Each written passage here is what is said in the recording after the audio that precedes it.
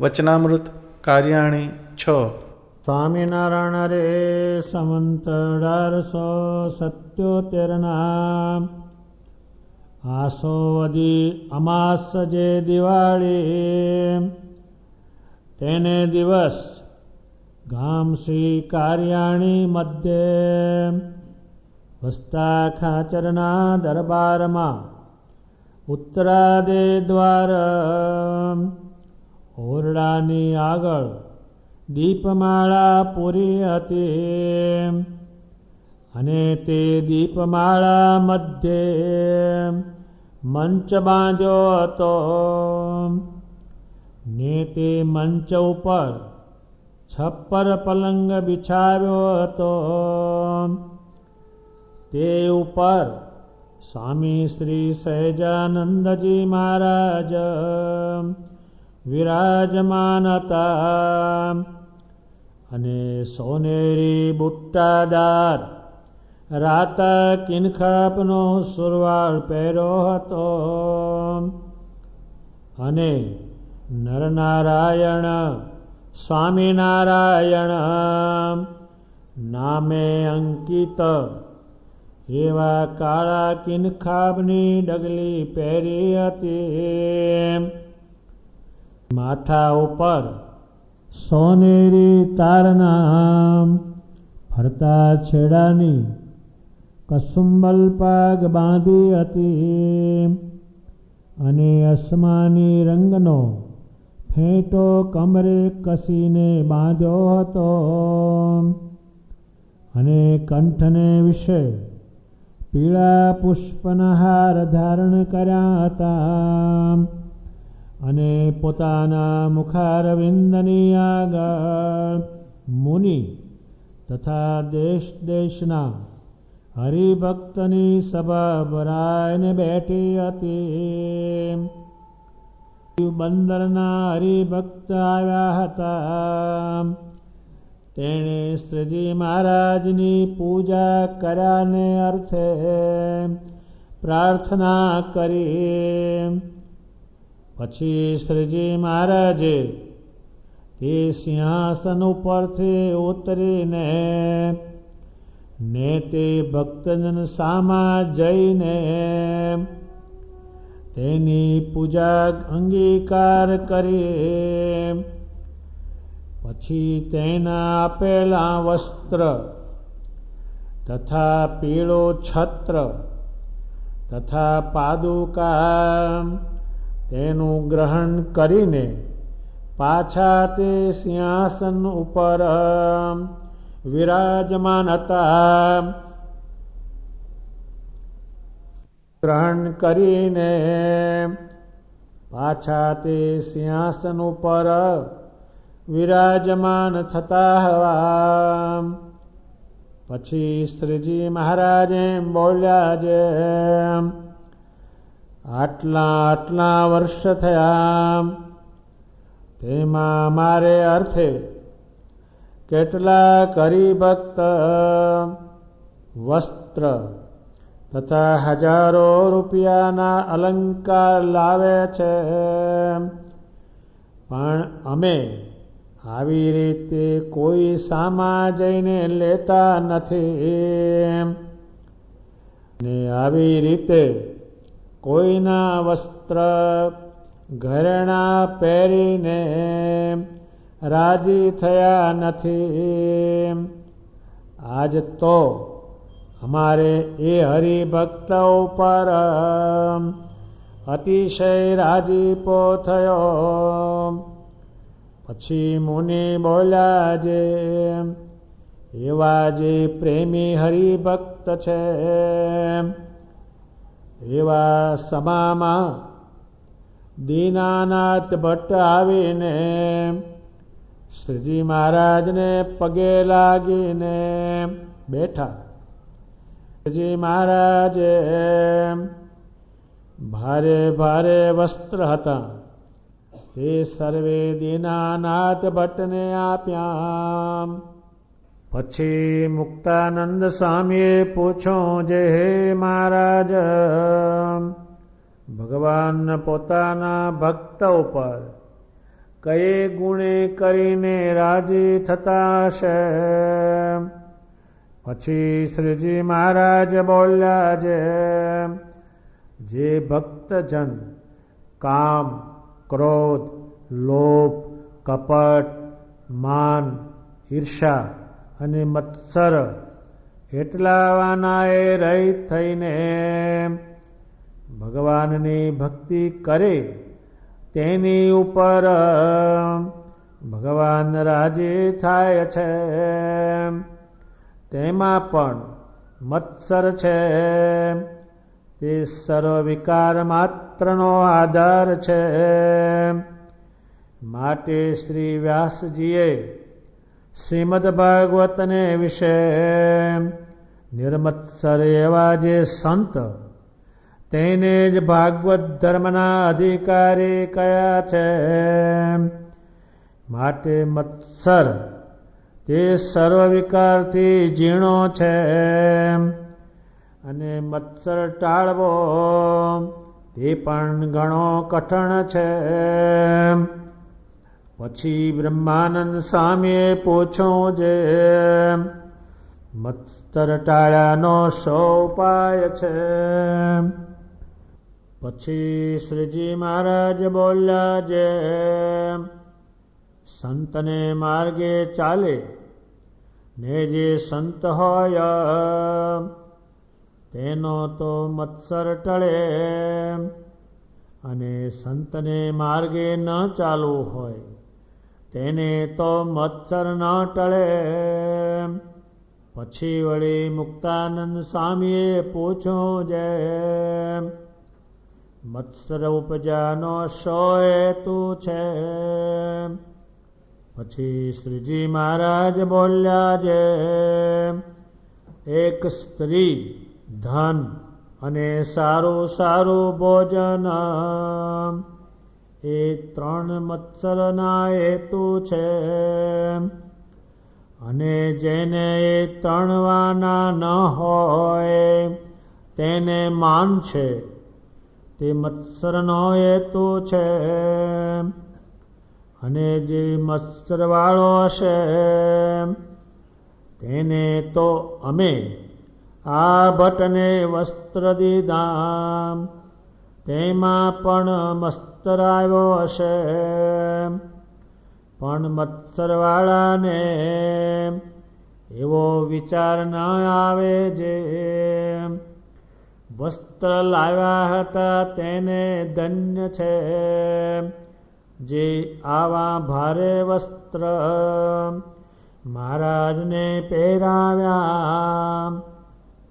અને મહારાજને પણ ધન્ય છે. જે તરત બ્રાહ્મણને દઈ દીધા એવો જે વિચાર તે મત્સરવાળાના હૃદયમાં ન આવે. અને કોઈક લે અને કોઈક દે તો પણ મત્સરવાળો હોય તે ઠાલો ઠાલો વચમાં બળી મરે.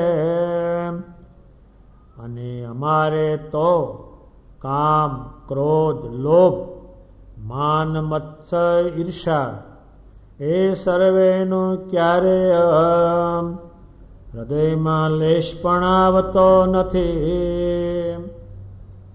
અને શબ્દ, સ્પર્શ, રૂપ, રસ અને ગંધ એ જે પંચ વિષય તેનો તો હૈયામાં અતિશય અભાવ વર્તે છે. પણ પંચ વિષયમાંથી એકેને વિશે લેશ માત્ર ભાવ થતો નથી. અને જેટલું કાંઈક અન્ન વસ્ત્રાદિકનું ગ્રહણ કરતા હૈશું તે તો ભક્તની ભક્તિને દેખીને કરતા હૈશું. પણ પોતાના દેહના સુખને અર્થે નથી કરતા. અને અમારે જે ખાવું, પીવું, ઓઢવું, પહેરવું તે સર્વે સંત ને સત્સંગીને અર્થે છે.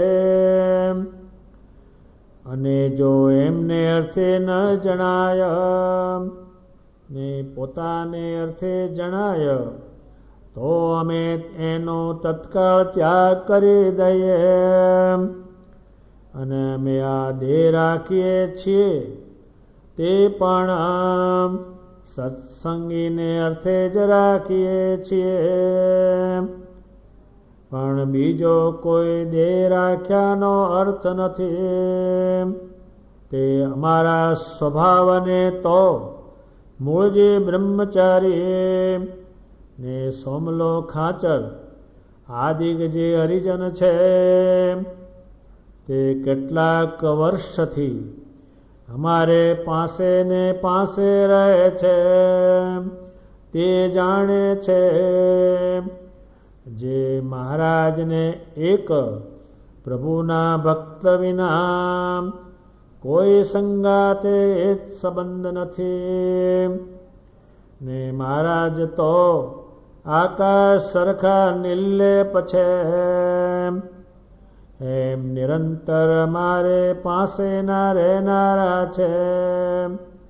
તે અમારા સ્વભાવને જાણે છે અને અમે તો જે મન કર્મ વચને પરમેશ્વરના ભક્ત છે તેને અર્થે અમારો દેહ પણ શ્રી કૃષ્ણાર્પણ કરી રાખ્યો છે. માટે અમારે તો સર્વ પ્રકારે જે કોઈ ભગવાનના ભક્ત છે તે સંગાતે સંબંધ છે અને ભગવાનના ભક્ત વિના તો અમારે 14 લોકની સંપત્તિ તે ત્રખલા જેવી છે. અને જે ભગવાનના ભક્ત હશે ને ભગવાન સંગાતે દ્રઢ પ્રીતિ હશે તેને પણ રમણીય જે પંચ વિષય તેને વિશે તો આનંદ ઉપજે જ નહીં. અને દેહને રાખ્યા સારું તો જેવા તેવા જે શબ્દાદિક વિષય તેને કરીને ગુદરાણ કરે પણ રમણીય વિષય થકી તો તત્કાળ ઉદાસ થઈ જાય. અને એવા જે હોય તે જ ભગવાનના પરિપૂર્ણ ભક્ત કહેવાય. ભગવાન સ્વામિનારાયણ કારિણીમાં બિરાજે છે. શ્રી મહારાજ વસતા ખાચરને પૂછે, હે રાજન, દશેરાને કેટલાક દિવસે બાકી રહે છે એ ભગવાન નજીક દિવસ આવે છે, આપ દશેરાનો મોટો ઉત્સવ કરો. શ્રી મહારાજ એમની પ્રાર્થનાથી ત્યાં દશેરાનો મોટો ઉત્સવ કરે છે. અને ભગવાને જે કપડાં પહેર્યા છે તે વખતે તેમાં નરનારાયણ અને સ્વામિનારાયણ એવું લખેલા અક્ષરો છે. એ કપડું એમણે પહેર્યું છે. તેવા સમયમાં દીવ બંદરથી હરિભક્તો મોટો સંઘ લઈને કારિયાણી આવે છે. એ દીવ બંદરથી કારિયાણી 250 કિલોમીટર થાય. એટલે દૂરથી શ્રીમાને પૂજવાની સામગ્રી તૈયાર કરીને કારિયાણીમાં આવે છે. એ ભાગોળે આખો સંઘ બેઠો છે. એમને ત્યાં પધરાવીને શ્રીમાને પૂજવા હતા. શ્રીમાને હરિભક્તોએ પ્રાર્થના કરી કે ભગવાન, અમે આખો સંઘ મોટો લઈને આવ્યા છીએ, તો આપ ભાગોળે પધારો, તો ત્યાં જ અમારે આપને પૂજવા છે અને પૂજીને પછી આપ ગામમાં પધારો. શ્રી મહારાજ એ પ્રાર્થનાને સાંભળી અને પછી પોતે બેઠા હતા સિંહાસન ઉપરથી ઉતરી અને ભાગોળે હરિભક્તોના સંઘની સામે ગયા અને એમની પૂજાને અંગીકાર કરી. હવે શું એનું કારણ છે કે સામે ગયા, નહીતર એ સામે ન જાય. લાખો લોકો હરિભક્તો દેશાંતરોમાંથી જાત જાતની જે વસ્તુ પૂજવા માટે લાવ્યા છે એનું સત્સંગી જીવનમાં એટલું બધું વર્ણન છે કે આપણે વર્ણનમાંથી થાકી જઈએ. એ પોતે પધાર્યા, એ વસ્ત્ર પહેર્યા, પીળું છત્ર ધર્યું ઉપર, પાદુકાઓ બનાવી હતી, એ પાદુકાઓ પગમાં ધારણ કરી અને પછી વાજતે ગાજતે એ સંઘ સાથે વસ્તા ખાચરના દરબારમાં આવ્યા. શ્રી મહારાજ એનો જે ભાવ છે એ પોતે જાણે છે અને કયું કારણ છે એ પોતે એમ કહે છે કે આટલા વર્ષો થયા, કેટલા હરિભક્ત વસ્તા અને હજારો રૂપિયાના અલંકારો લાવ્યા છે, પણ આવા કોઈની સામે જેને મેં લીધા નથી અને પોતે રાજી બહુ થયા છે. પછી બધા મુનિઓએ જે સંઘ આવ્યો છે દીવબંદરથી એના ગુણો બધા જાણે છે, એ હરિભક્તના ગુણો જાણે છે. એટલે મુનિઓએ કહ્યું, હે મહારાજ, એવા જે પ્રેમી હરિભક્ત છે એવા સમયમાં દીનાનાથ ભટ્ટ સભામાં આવ્યા. શ્રીજી મહારાજે બધાએ વસ્ત્ર અલંકારો એ તમામ દીનાનાથ ભટ્ટને આપ્યા. આટલા શબ્દો છે પણ બહુ જ છે. ત્યારે એ હરિભક્તો જે આવ્યા છે, જેની પ્રશંસા કરી છે, તેના લખાણ આપણા નંદ સંતોએ મૂર્તિમાન જોઈને કરેલા છે. એમાં નિષ્કુળાનંદ સ્વામીએ ભક્ત ચિંતામણી પ્રકરણ 87માં લખ્યું છે.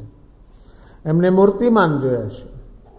ત્યાં આવ્યા દીવના હરિજનના વાણિકા પ્રેમ માયે પાવન, લાવ્યા પોષાંગ પ્રભુને કાજે, પેરો પાસે જઈને મહારાજે, સુરવાલ જામોને પાઘડી, રેટો ફેટો ચકમો ચાખડી, ધૈરું છત્ર છબેલાને શીશ, ઘણે પ્રેમે પૂજા જગદીશ.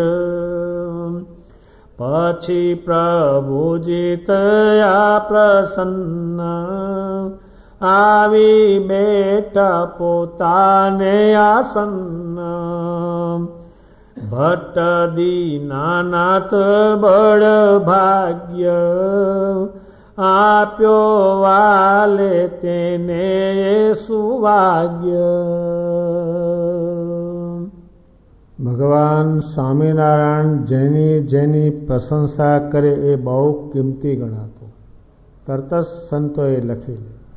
નિષ્કુળાન સ્વામીએ તરત લખી લીધું. દીવબંદરના વણિક પ્રેમભાઈ આવ્યા. શ્રી મહારાજે આટલી પ્રશંસા કરી છે, ભાગ્યે જ કંઈ તે પ્રશંસા નીકળે. પણ એક જૂનો ઇતિહાસ લખાયેલો છે કે પ્રેમભાઈ જ્યારે તમામ એ શીખ્યા ક્યાંથી? એ દીવબંદર તો એમનું શાસ્ત્રાનું ગામ થાય અને મૂળ ગામ એમનું ઉના હતું. અને ઉનાથી દીવબંદર 15 ગાંવ દૂર થાય, ત્યાં પરણાવેલા હતા. પણ ઉનામાં એમના પિતા જે હતા તે પ્રતિષ્ઠિત સત્સંગી હતા અને રાજવૈભવ જેવી સંપત્તિ હતી અને નાનપણથી સત્સંગમાં ઉછર્યા હતા. અને જ્યારે સમયા કરે ત્યારે તેમના પિતા સાથે પ્રેમભાઈ ઉત્સવમાં જતા અને ત્યાં લાખો લોકો પૂજે એ પ્રેમભાઈ જોયેલું હતું. એથી એમને જ્યારે પરણાવ્યા છે ઉનામાં, ત્યારે એના પતિદેવ સ્વામિનારાયણ સંપ્રદાયના નહીં, એ બીજા મતપંથના હતા. એમાં પ્રેમભાઈ સત્સંગ રાખતા શિરને સાંઠે એના પતિદેવની આજ્ઞા લઈ અને પોષાંગ કરી અને પૂજવાનું સાધન લઈને નીકળેલા છે.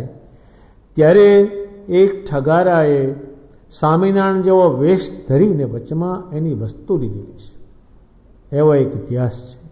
એ લઈ ગયા પછી પ્રેમભાઈને ખબર પડી કે તો ઠગારો હતો અને સજે મારા તો કાર્યમાં બિરાજે છે. કે આપણી જ ભૂલ છે, આપણે ઓળખ્યા નહીં, આપણે કંઈ સમજ્યા નહીં.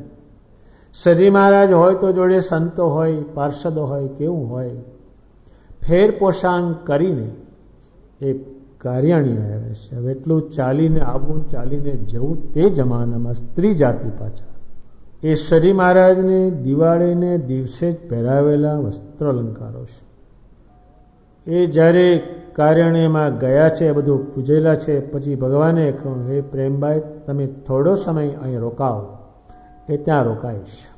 એ શ્રી મહારાજના જ્ઞાનના યોગને, ભગવાનના સ્વરૂપના યોગને પામે છે, સંતોને જોવે છે, હરિભક્તોને જુએ છે.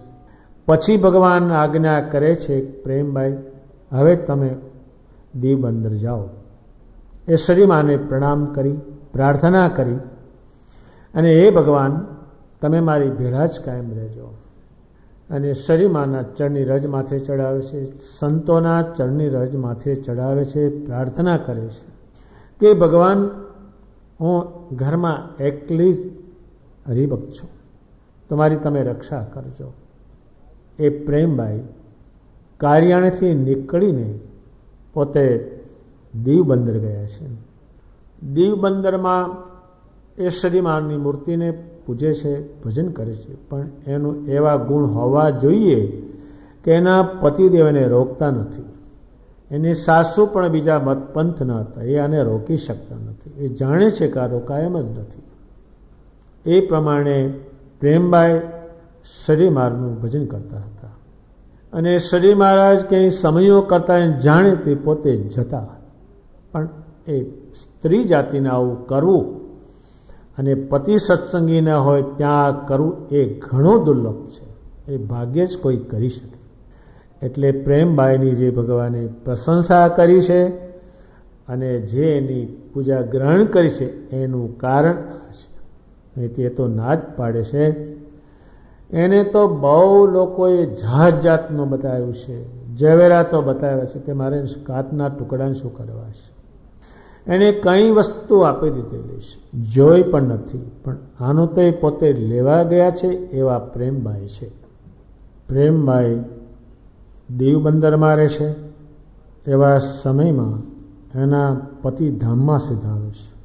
પોતે નાની વયમાં હતા. બધો રાગ પડ્યો મેલી અને પુરુષોત્તમનારાયણને ભજતા. એમના જે સાસુ હતા તે બીજા મતપંથના હતા અને વૈરાગી બાવોને બહુ માનતી. ગાંજો આપે, ચલમો આપે, ખાવાનું આપે. અને એ બાવાઓ શ્રીમાનનું વાંકું બોલે પ્રેમભાઈથી સહન થતું નહોતું. બહુ મનમાં દુઃખને પામતા અને ઘણો રુદન કરતા, કારણ કે એની સાસુને આધારે જ એને રહેવાનું હતું. અને પ્રેમભાઈને પણ અનેક અપશબ્દો કહેતા, ઘણી હલકી ભાષામાં એ બોલતા. અને જે બાવાઓ હતા એમ કહેતા હતા કે હમ સહેજાનંદ હું. પ્રેમભાઈ મનમાં બહુ દુઃખી થતા. આવું ભાગ્યે જ કોઈને બને, આવું ભાગ્યે જ કોઈ માને. જે વસ્ત્રો પહેર્યા છે એનું કારણ આ છે. પ્રેમભાઈ અતિ ટેકવાળા હતા. એના સાસુના કબજામાં નહોતા આવતા. એ બાવાઓ પ્રેમભાઈને કબજે કરીને ધર્મથી ભ્રષ્ટ કરવા હતા. એને કારણે પ્રેમભાઈ શ્રીમાને પ્રાર્થના કરે, ભગવાન કોઈ પુરુષમાં મારો જીવ ન જાય ને મને કોઈ ધર્મથી ભ્રષ્ટ ન કરે, હું એવી મારી રક્ષા કરું. પ્રેમભાઈની પ્રાર્થના શ્રી મહારાજે સાંભળી લીધી. અને શ્રી મહારાજે સોમલા ખાચર રાજાને કહું, અને એ સોમલા ખાચર એવા શૂરવીર હતા, એવા શરીરે પ્રચંડ હતા કે એને જોઈને શત્રુ થથરી જાય. ભગવાને કહું, હે રાજન, તમે એને ભીમ ડાભી બંને દીવ બંદરમાં જાઓ. અને બાવાઓ પ્રેમભાઈને હેરાન કરે છે, ભ્રષ્ટ કરવાનું કરે છે, તમે રક્ષા કરો, જાઓ. એ બંને શૂરવીર રાજાઓ કાઠીઓ એ દીવ બંદરમાં જાય છે અને ત્યાં ઉતરે છે અને પ્રેમભાઈને મળે છે કે શ્રીજી મહારાજે મોકલ્યા છે, તમારી રક્ષા માટે મોકલ્યા છે. પછી બાવાઓને જોઈને ત્યાંથી નાસી છૂટે છે. અને પછી પ્રેમબાઈ વિચાર કરે છે કે અહીંયા મારે હવે રહેવા જેવું નથી, મારે મારા પિતાને ત્યાં મૂળ વતનમાં જવું છે. અને પ્રેમબાઈ એટલા બધા આનંદને પામ્યા છે કે સજી મહારાજે મારી પ્રાર્થના સાંભળી અને પાર્ષદો મોકલ્યા, સરીમાનના અખંડ ગુણ ગાયા કરે છે. પછી પ્રેમબાઈ બહુ વિચાર કરી સંપત્તિ થોડીક લઈ અને પોતાના પિતાને ત્યાં ઉનામાં આવ્યા અને એક ઓરડામાં સરીમાનું સ્વરૂપ પધરાવીને ત્યાં કાયમ પોતે ભજન કરતા. અને પાર્ષદોએ રજા માગી કે પ્રેમબાઈ હવે તમે આજ્ઞા કરો, તમે સરી મહારાજ પાસે જઈએ. ત્યારે પ્રેમબાઈને જમાડ્યા અને સરી મહારાજ માટે ઘણી વસ્તુઓ ભેટ આપી. એ પાર્ષદો ઉનાથી નીકળી અને ગઢપુરમાં આવે છે. સરી મહારાજ પ્રેમબાઈના સમાચાર પૂછે છે. સોમલા ખાચર રાજા સરી મહારાજને બધી વાત નિવેદન કરે છે અને પ્રેમબાઈએ મોકલેલી તમામ ભેટો સામગ્રીઓ સરી મહારાજને અર્પણ કરી. સરી મહારાજને ઘણા પ્રસન્ન કર્યા અને પ્રેમબાઈ કાયમ કીર્તન અખંડ બોલતા અને ઉનામાં એમણે ઘણો સત્સંગ બાઈઓને કરાવ્યો અને સરી મહારાજની પ્રશંસા કરી. એની પ્રશંસા આ બ્રહ્માંડ રહેશે ત્યાં સુધી કાયમ થતી રહેવાની છે. વસ્તા ખાચરે કાર્યાણીમાં દશેરાનો મોટો ઉત્સવ કરાયો છે.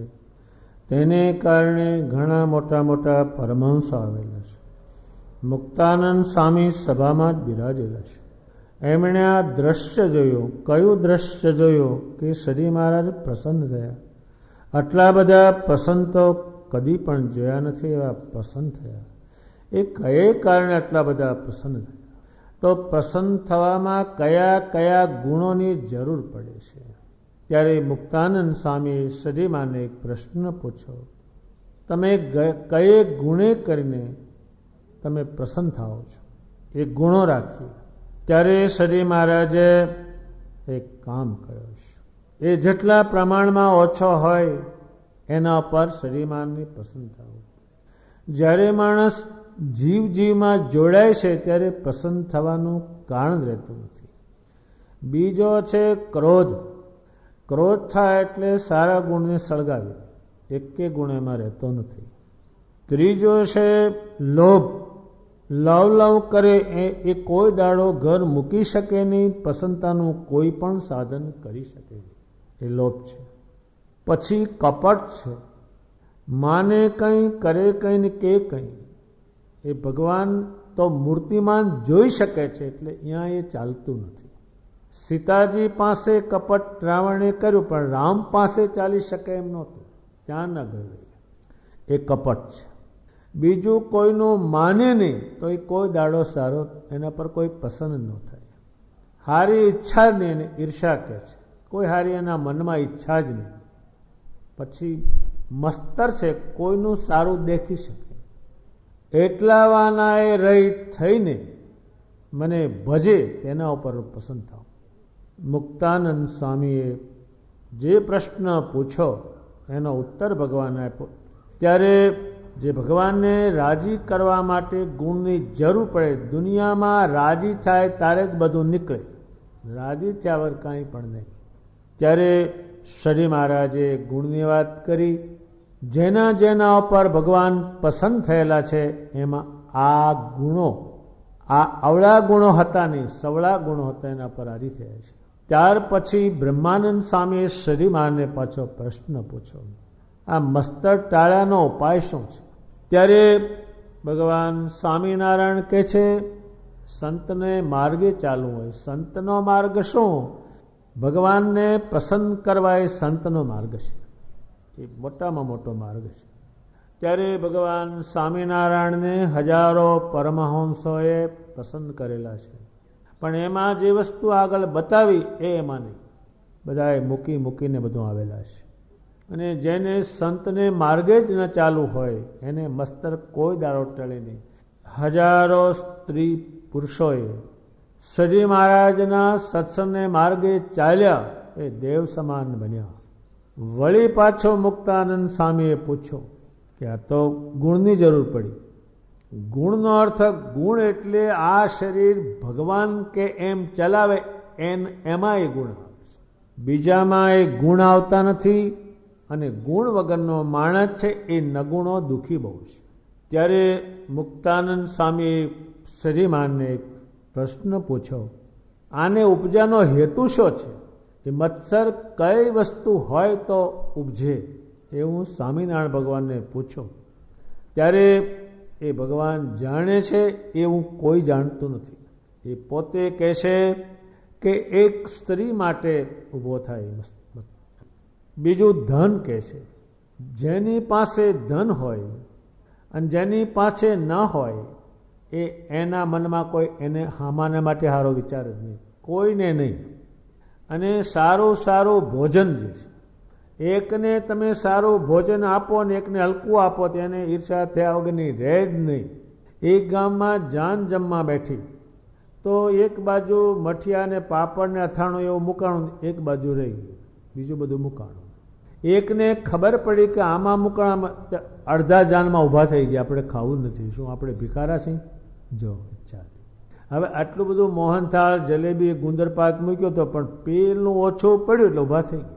ત્યારે એ શ્રી મહારાજે વાત સમજાવી અને પછી એમણે કહ્યું કે આ ભટ્ટને જે મેં વસ્ત્ર આપ્યા, હવે એ માણસો ત્યાં સભામાં છે વિજાતના, વસ્ત્રો આપ્યા, પણ એ વિચાર્યું કે આવાને એટલા બધાને અપાતા હશે. પણ એ દીનાનાથ ભટ્ટ છે એ તો શ્રીમાની પાસે પાસે રહે છે, એ તો શ્રીમાની પ્રસન્નતાનું કારણ છે એટલે એને વસ્ત્રો આપ્યા છે, અલંકારો આપ્યા. એ એના પેલાના મનમાં ન આવે. શાને કારણે એને આપ્યા એ કારણના વિચારે. શ્રીમાને અતિ પ્રસન્ન કર્યા છે ત્યારે ભગવાને એમને એ વસ્ત્ર અલંકારો આપ્યા. હવે દીનાનાથ ભટ્ટ એટલે આ ગુજરાતમાં એવો વિદ્વાન નહીં કોઈ, એ શ્રી મહારાજ પાસે 18,000 શ્લોક ભાગવતના જેને મોઢે, એ કેટલું કહેવાય, 18,000 શ્લોકોને કહેવાય. અને કેટલાય પુરાણોને લખેલા છે. આ ડંક પુરાણ છે ડાકોરનું, એણે લખેલું છે. શ્રીમાના કેટલાય સૂત્રો એમણે કર્યા, સ્તુતિઓની પ્રાર્થનાઓ કરી છે. એ શ્રી મહારાજને પ્રસન્ન કર્યા છે એને કારણે એમને ભગવાને વસ્ત્ર અલંકાર, એ વિચાર કોઈ કરે નહીં. આવાને કેમ આટલા બધા આપ્યા? આટલા બધા અપાતા હશે, શું કરવા આપ્યા? પેલી બાએ કેટલું મહેનત કરીને લાવીને તરત જ આપી દીધા, સભામાં આપી દીધા. એટલે જ એ ભગવાન છે, રાખે એ નહીં, એ બીજાનું કામ જ નહીં. આ બે અલૌકિક વસ્તુ છે. હવે સામા જાય છે, બાઈ લાવે છે, પહેરે છે અને તત્કાળ આપી દે છે.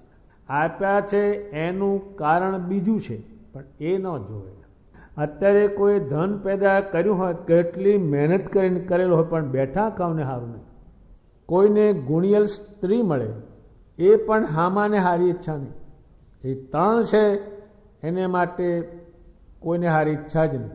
ત્યારે દીનાનાથ ભટ્ટને જે વસ્ત્ર આપ્યા, પણ મત્સરવાળો જે છે હારી ઈચ્છા વગરનો, એના મનમાં આ વિચાર નહીં.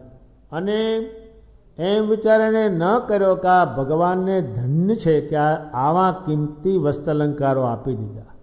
કોઈ આપે જ નહીં ને, કોઈનું એક કામ જ નહીં ને, એ તો કેટલું લાવ્યા હશે પ્રેમભાઈ, તો એ બધા એને આપી દીધા. એટલા માટે શ્રીજી મહારાજને કહેવામાં આવ્યું છે કે ઉદારાય નમો નમઃ.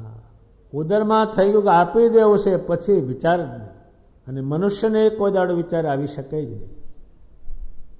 સ્વામિનારાયણ ભગવાનને ધન્ય છે કે આવા વસ્ત્ર અલંકારો તત્કાલ બ્રાહ્મણને દઈ આપી દીધા. ત્યારે બ્રાહ્મણને ધન્ય છે કે આવા વિદ્વાન હોવા છતાં, પ્રતિષ્ઠિત હોવા છતાં એ શ્રીમાની જોડે દાસાનું દાસ થઈને રહે છે. એ વિચાર પેલા ઈર્ષા જેના મગજમાં ભરેલી છે એને આવે જ નહીં. ત્યારે ભગવાન સ્વામિનારાયણ કહે છે કોઈક દે અને કોઈક લે, પણ પેલો મસ્તરવાળો વચમાં બળ્યા કરે. અને ભગવાન સ્વામિનારાયણ કહે છે, ભગવાન સ્વામિનારાયણના મનમાં કોઈ દાડો મસ્તર ઉભો નહીં થયેલો કોઈને માટે. ભગવાન સ્વામિનારાયણમાં કોઈ દિવસ કામનો અંશ પણ નહીં. એમણે આટલા કરોડો માણસોના ગુરુ હોવા છતાં એ એક બીજો વિચાર તો બાજુ પર રહ્યો, પણ આ ભગવાને આટલા બધા રાખ્યા છે ને આધારે એક કાઠીને હાંચવા, એક રાજાને હાંચવા અને એક બાજુ 100 માણસને સાચવા, તે બરાબર થાય કેમ? પણ એ કોઈ દિવસ ક્રોધ નથી કર્યો, અને સહેજ કર્યો હોય તો ઘડીક રે, પછી વધારે નહીં. લોભ નહીં. એમને તો કરોડો માણસોએ બધું આપ્યું છે ને બધાએ રાજ હોય, ગામ હોય, ગરાસ હોય આપેલા, પણ એમને કોઈ કામનું નહોતું. એમણે કંઈ પણ ભેગું ના કર્યું. જે કંઈ આપે તે તત્કાળ ગમે તેને ગરીબને, ભિક્ષુકોને આપી દે. ઢગલાબંધી સંપત્તિ આવે એ તત્કાળ બ્રાહ્મણોને, ગરીબોને, ભિક્ષુકને જેને આપવું ઘટે એને તત્કાળ આપી દે. પછી એ પોતે હામાનું માને, જેને હોય તેને કે તમે કેમ કરો, એનામાં ગુણ હતો ત્યારે આખું બ્રહ્માંડ એમને માનતું. પછી મસ્તર જે છે એમાં શ્રીમાનના એક એનો અંશ પણ નહોતો, ઈર્ષા નહીં કોઈ ઉપર, અને પોતાને પંચ વિષયનો એટલો બધો અભાવ રહેતો. ત્યારે આજ કરોડો માણસોમાં જે ઓછા વત્તા જે શ્રેષ્ઠ ગુણો ઉતર્યા છે તેનું કારણ ભગવાન સ્વામિનારાયણ છે. અત્યારે આપણે સંપ્રદાય જે ફાલ્યો ફૂલ્યો છે, ભર્યો છે, એ બતાવનારા સજી મહારાજ છે, એની પ્રવૃત્તિ કરનારા એ છે. ત્યારે અને પોતે એમ કહે છે કે અમે જે અન્ન વસ્ત્ર જે ગ્રહણ કરીએ છીએ તે ભક્તની ભક્તિને દેખીને કરીએ છીએ. એમણે એમના વખતમાં એ થોડું થોડું જમવા માંડ્યા, ત્યારે તે વખતે શ્રી મહારાજ એટલા પ્રકારના પદાર્થ વસ્તુઓ જમ્યા છે કે જેનું લખાણ નિષ્કુળાનંદ સ્વામીએ કર્યું છે. કઈ કઈ વસ્તુ જમ્યા પ્રેમાનંદ સ્વામીએ પણ ગણી ગણીને જોઈને લખ્યું કે આ જમ્યા, આ જમ્યા. કઈ કઈ વસ્તુએ જમ્યા. શ્રી મહારાજને જે વસ્તુ ગમે એ ધ્યાનમાં રાખે. કઈ વસ્તુ શ્રી મહારાજ વધારે જમ્યા એટલું એમને જમાડેલું છે. આ પૃથ્વી પર એટલા વસ્ત્ર પહેરાવેલા છે, એટલા અલંકારો પહેર્યા, પણ એ કરતા શું? એમનું જે દેહ છે તે જમે એનું રૂડું કરતા. કઈ રીતે કરવું એ તો એ કરતા. જેનું જેનું એ અન્ન જમ્યા તેનું ભગવાને રૂડું કર્યું. તેને કારણે કરોડો બાય ભાઈએ તે દાડે શ્રીમાનને જમાડેલા છે. અને અત્યારે પણ શ્રીમાનને જમાડવાનું જે છે, આજ લાખો હરિભક્ત બાઈ ભાઈ સંતો એ શ્રીમાનને જમાડીને જ જમે છે. એ ભગવાનની દ્રષ્ટિપાત થયેલું જમેલું જે અન્ન છે એ કિંમતીમાં કિંમતી અનાજ ગણાય છે. ત્યારે એમના પોતાના સુખને માટે એમણે કંઈ પણ કર્યું નથી, બીજાના સુખ માટે કર્યું. એનું નામ છે સ્વામિનારાયણ ભગવાન. અને આ જગત છે એના સુખ માટે કરે. ખાય તેના સુખ માટે, પીવે તો એના સુખ માટે, કંઈ લે તો એના સુખ માટે. જ્યારે ભગવાન સ્વામિનારાયણ કંઈ ગ્રહણ કરે છે એ હરિભક્તના રૂડા માટે જ ગ્રહણ કરે. જેનું જેનું જમ્યા એનું એટલું બધું રૂડું એમણે કર્યું છે. સ્વામિનારાયણ ભગવાન જે છે એમનું જે દેહ છે એ સત્સંગીને સંતને અર્થે છે. એને વિશે આપણે શું સમજાવું એટલું એમણે દેહ આપ્યું છે. અને શ્રી મહારાજે પોતાના ભક્તને જ્યાં જ્યાં ઘેર પધાર્યા છે તેમણે જે જે વસ્તુ કહી છે એ બધી એમણે કરી આપી છે. એ એમ કે ભગત કે ભગવાન મારે આ સ્વરૂપ જોવું છે, તો ભગવાન પોતાના શરીરમાંથી એ સ્વરૂપ ધારણ કરીને દર્શન આપતા. શ્રી મહારાજે પોતાના શરીર દ્વારા જે કંઈ કર્યું છે તેનો લાભ તે વખતે કરોડો સંત હરિભક્તોએ લીધેલો છે. અને આપણે જે લાભ લઈએ છીએ એનું કારણ શ્રીમાનું શરીર છે. એટલે આખા સંપ્રદાયને શ્રીમાનું શરીર જ કામ લાગેલું છે. અને ભગવાન સ્વામિનારાયણ પોતે એમનું બીજું રૂપ આ પૃથ્વી પર પધરાવતા ગયા છે. અને એમાં કહેતા ગયા છે કે આમાં તમે થાળ કરજો, પૂજજો, એમાં રહીને હું જોશ. એ બીજું શરીર પધરાવતા ગયા છે. અને શ્રીમાના સ્વભાવને કોણ જાણે છે? તો કે મુકુંદ બ્રહ્મચારી જાણે છે. એ કેમ જાણે છે? કે ભેળા ને ભેળા રહે છે. જેમ શરીરનો પડછાયો જોડે ને જોડે રહે એમ મુકુંદ બ્રહ્મચારી એક ક્રિયા જાણે છે. ત્યારે એનું નામ લીધું છે. ભગવાન સ્વામિનારાયણનો સ્વભાવ કેવો હતો લૌકિક, એ મુકુંદ બ્રહ્મચારી જાણે છે. બીજું કોણ જાણે છે?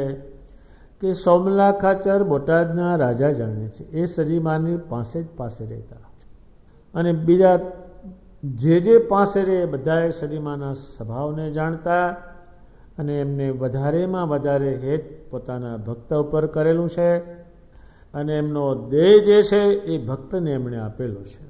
શ્રી મહારાજ ગઢપુરમાં કાયમ રહે એનું કારણ એ છે કે ઉત્તમ રાજાને એમણે દેહ આપેલો છે. કંઈ કામ હોય તો ભગવાન કે તમે નહીં કરતા, હું કરી દઉં છું. વળી ભગવાન પોતે જ કે છે કે 14 લોકની સંપત્તિ છે એ તણખલા જેવી છે. ત્યારે સંપત્તિમાં કંઈ છે નહીં. સંપત્તિ જે છે એ દુઃખનું કારણ છે, અને ભગવાન સ્વામિનારાયણ છે એ સુખનું કારણ છે. અને ભગવાન સ્વામિનારાયણે પોતાની વાત કહી છે તે ઘણી મહત્વની છે. આ વાતમાંથી વધારે મહત્વની વાત તો એ સમજવાની છે કે શ્રી મહારાજને આપણે ઘરમાં મૂર્તિ હોય ને તમે ધરાવશો તો એ અંતર્યામીપણે એ જોશે, એનું જે ફળ છે એ કાયમ આપતા રહેશે. અને ભગવાન મૂર્તિ પધરાવીને ગયા છે એમને વસ્ત્ર પહેરાવશો, એ સ્વામિનારાયણ ભગવાનને ચડી જાય છે. જેણે જેણે ભગવાનને વસ્ત્ર પહેરાવ્યા, અલંકારો પહેરાવ્યા, જે સેવાઓ કરી એ ભગવાને સર્વનું રૂડું કરેલું છે. ભગવાન સ્વામિનારાયણ પોતાના સ્વરૂપ વિશે જે બોલ્યા છે એ ઘણું મહત્વનું છે. સ્વામિનારાયણ ભગવાને મત્સર વિશે ઘણી વાત કહી, અને મુક્તાનંદ સ્વામીએ શ્રીમાનને પ્રસન્ન થવા માટે કયા કયા ગુણ જોઈએ એ શ્રી મહારાજ થકી જાણી લીધેલા છે. અને મુક્તાનંદ સ્વામી અને હજારો પરમહંસો એ માર્ગે ચાલેલા છે. અને પ્રેમભાઈની જે ભગવાને પ્રશંસા કરી છે એને કારણે મુક્તાનંદ સ્વામીએ એ પ્રશ્ન પૂછ્યો છે, અને સ્ત્રી જાતિ સંગ કાઢે અને 300 માસ લઈને આવે એ તો આ જ કરી શકીશ. અને આ વચનામૃતમાં પ્રેમભાઈના ગુણોનું જે વર્ણન કર્યું, રાજી થયા શ્રી મહારાજ. એ સંબંધમાં આખું વચનામૃત ભગવાન બોલ્યા છે. આ વચનામૃત ઘણું મહત્વનું છે. એટલે આપણે જેટલું સ્વામિનારાયણ ભગવાનને અર્પણ કરશું એટલું દેહ આપણને આપશે. આ દુનિયામાં પદાર્થ આપે ને દેહ આપે એવું તો ભાગ્યે જ ક્યાંય જોવા મળે. એટલું ભગવાને આ દેહ પોતાનું આપેલું છે. પોતાના દેહ વિશે એમણે ઘણી વાત કરી છે, ઘણી અલૌકિક કરી છે. આ વચનામૃત સૌને પ્રેરણાદાયક છે, અને આપણે સૌએ આમાંથી એટલું સમજવાનું કે સારા ગુણો મેળવીશું તો જ શ્રી મહારાજને પસંદ કરવાની બુદ્ધિ આપને પ્રાપ્ત થશે. અને અવળા ગુણો મેળવશું તો ભગવાનનો રાજીપો થવાનો નથી, અને ભગવાનનો રાજીપો નહીં, એના ઉપર કોઈનો રાજીપો નહીં. ઇતિ વચનામૃત એવી રીતે કાર્યાણીનું 6થું વચનામૃત પૂરું થયું. સહજાનંદ સ્વામી મહારાજની જય.